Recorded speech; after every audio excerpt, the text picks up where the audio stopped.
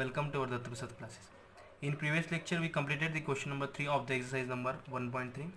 Now today we start to learn converse, inverse and contrapositive. Okay. तर नेमकं आहे का हे कॉन्वर्स इन्वर्स कॉन्ट्रापॉझिटिव्ह. तर बघा लक्ष द्या इकडे. These are the 3 implications which is obtained from the implication. हे एक इम्प्लिकेशन आहेत. ठीक आहे. सोप्या शब्दात म्हणायचं गेलं तर तुम्ही फक्त लक्षात ठेवा, they are the 3 types of implication.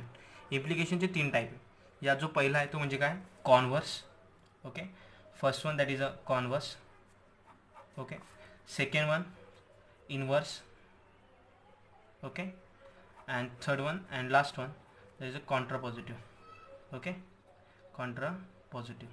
तर बघा लक्ष द्या इकडे, कॉन्वर्स म्हणजे काय, इन्वर्स म्हणजे काय आणि कॉन्ट्रापॉझिटिव्ह म्हणजे काय. तर बघा लक्ष द्या, एखादं स्टेटमेंट म्हणजे इम्प्लिकेशन स्टेटमेंट आपल्याला सपोज दिलं आहे, पी इम्प्लाइज किंवा फॉर्ममध्ये एखादं आपल्याला स्टेटमेंट दिलेलं असेल. ठीक आहे, हे इम्प्लिकेशन स्टेटमेंट दिलं आहे. तर क्वेश्चन असा असतो की आपल्याला काय करायचं असतं की इम्प्लिकेशन स्टेटमेंटला कॉन्वर्समध्ये कन्वर्ट करायचं असतं, नंतर इन्वर्समध्ये कन्वर्ट करायचं आणि देन लास्ट वन कॉन्ट्रापॉझिटिव्हमध्ये कन्वर्ट करायचं असतं. तर नेमकं कसं कन्वर्ट करते बघा, तर पी इम्प्लाइज क्यू ह्या फॉर्ममध्ये दिले जर असेल तर त्याला कन्वर्ट करतात. कॉन्वर्स करणे म्हणजे काय करणे माहिती का, पी इम्प्लाइज क्यूला सिम्पली क्यू इम्प्लाइज पी करणे म्हणजेच काय करणे, कॉन्वर्स. ओके, म्हणजे उलटं करायचं आहे, पी इम्प्लाइज क्यूला काय करणे, क्यू इम्प्लाइज पी करणे म्हणजेच काय करणे, कॉन्वर्स.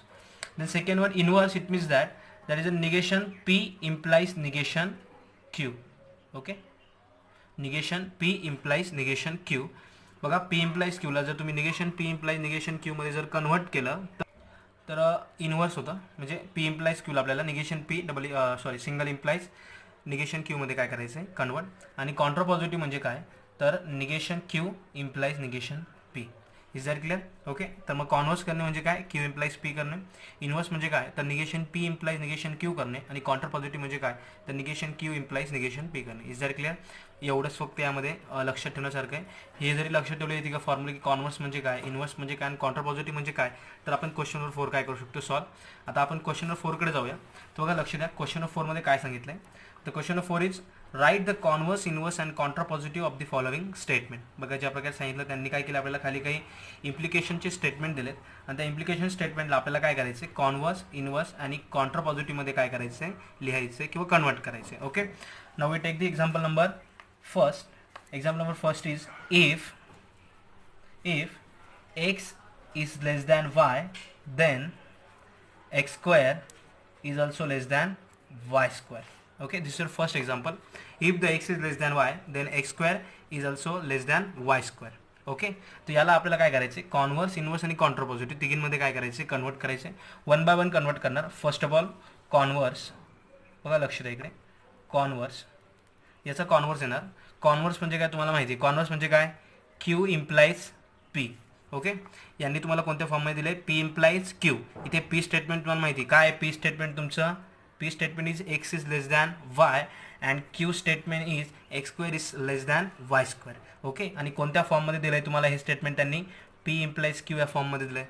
आता आपल्याला त्याला कॉन्वर्स करायचे म्हणजे कोणत्या फॉर्ममध्ये कन्वर्ट करायचे, क्यू इम्प्लाइज पी. मग याचं कॉन्वर्स काय येणार, simply the converse is if x square is less than y square, then x is less than y. संपलं. बघा झालं का, q implies q statement implies p. Is that clear? This is your converse. Second one, there is a inverse. Inverse काय असतं, inverse म्हणजे negation p implies negation q. Okay, negation p implies negation q. बघा काय येणार मग, if या फॉर्ममध्ये convert करा. आता पी इम्प्लाइज क्यूला कशा फॉर्ममध्ये कन्वर्ट करायचे, negation P implies negation Q. P statement तुमचं X is less than Y, Q statement X square is less than Y square.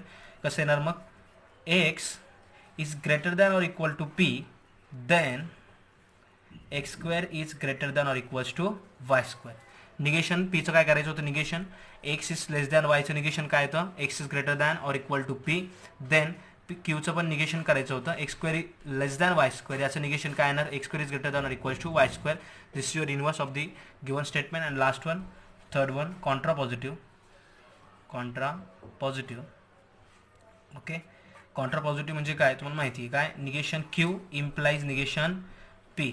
Okay, यालाच काय करा आता, उलटं करायचं. म्हणजे काय येणार सांगा, if x square is greater than or equals to Y square, then x is greater than or equals to y. Okay, इथे चुकून p झाला, x is greater than or equals to y. Is that clear. म्हणजे बघा काय करायचं आपल्याला, दिलेल्या p implies q स्टेटमेंटला कॉन्व्हर्स करणे म्हणजे काय, क्यू इम्प्लाइज पी मध्ये कन्वर्ट करणे. इन्व्हर्स म्हणजे काय, negation P implies negation q मध्ये कन्वर्ट करणे. आणि कॉन्ट्रा पॉझिटिव्ह म्हणजे काय, तर निगेशन क्यू इम्प्लाइज निगेशन पी मध्ये कन्वर्ट करणे. Is that clear? Okay, now we take the example number second. Second example is that is a family become literate, a family become literate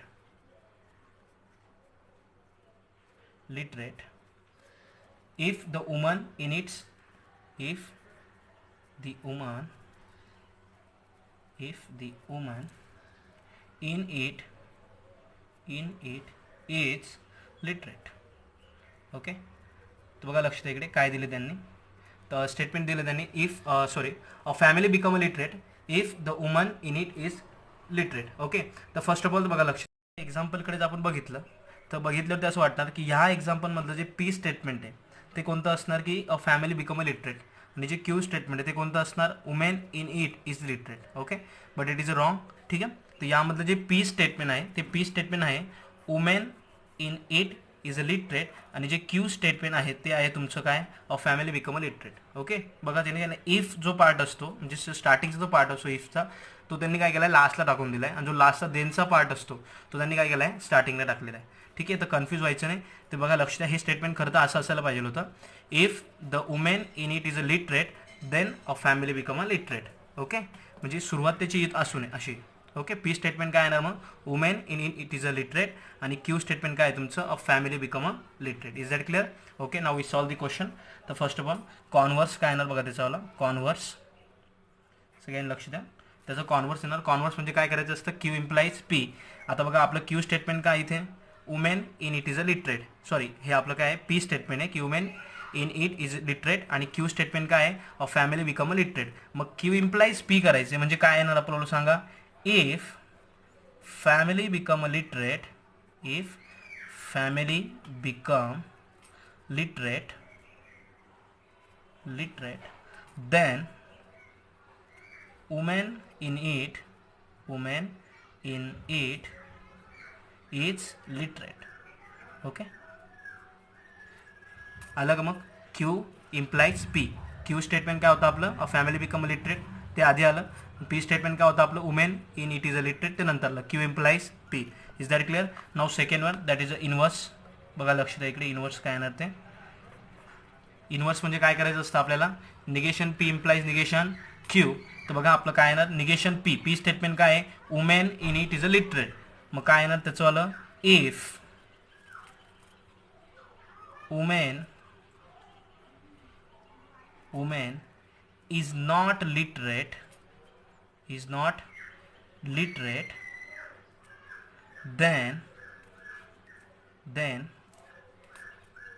family does not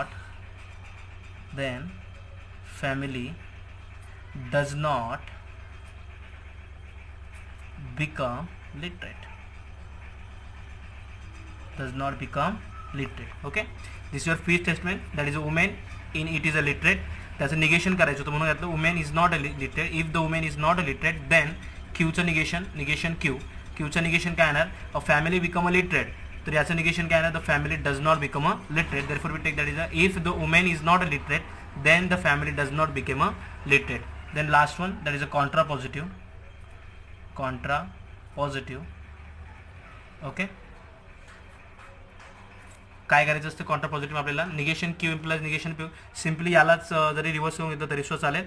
तर काय येईल सांगा Contra positive तुमचं, if family does not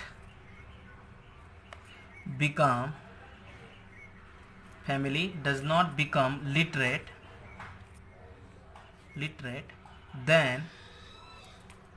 then women in it is not literate. women in it is not literate.